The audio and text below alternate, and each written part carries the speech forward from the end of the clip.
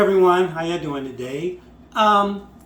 Those of you who know me well know that I'm a big Motown music fan, and mainly it was the 60s Motown music that I first was introduced to, but then, later on I did get into a lot of the 70s Motown music, and of course that included the Jackson 5.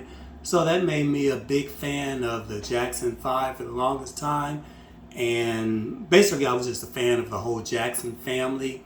And as the 70s progressed, the other siblings got involved. So anyway, I was really a big fan of the Jacksons probably up until maybe about like the time of the Victory Tour and all of that.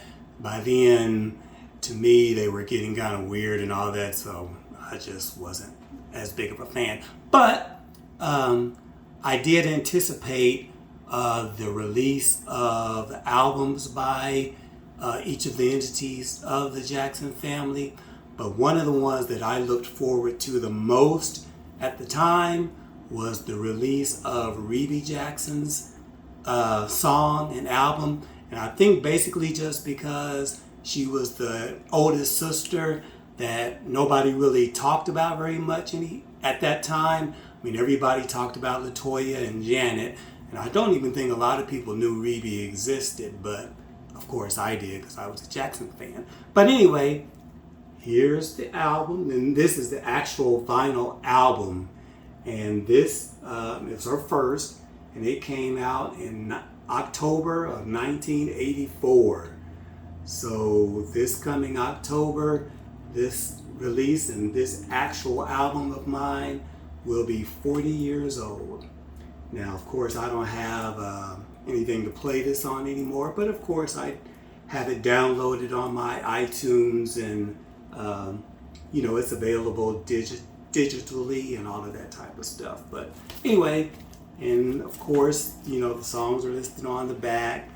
And one of the things I do miss about albums, though, is like this one in particular.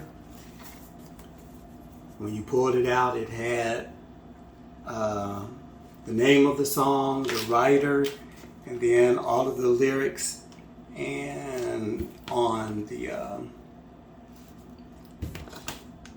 it also would list the musicians and background singers and all of the things like that. And also when they would release singles from these albums, which the first single from this album, of course, was the song Centipede, and I think that's her most familiar song that you may have heard. But they also released off of this album the single for the song A Fork in the Road, which was a remake of an old Smokey Robinson and Miracle song from the 60s Motown. So I actually bought that single also, Rebbie Jackson, A Fork in the Road. But the main reason I bought the single, even though I already had the album, was because on the other side of the single was a song that wasn't on the album. And this song was called Eternal Love. And what I have come to realize is, especially back in the day, when artists made albums, they recorded many songs, but only picked however many to go on the album, and most of the others remained unreleased, or they may have been used as the B-side of a single. But anyway, one of something that I treasure is my Rebbie Jackson Centipede album from 1984.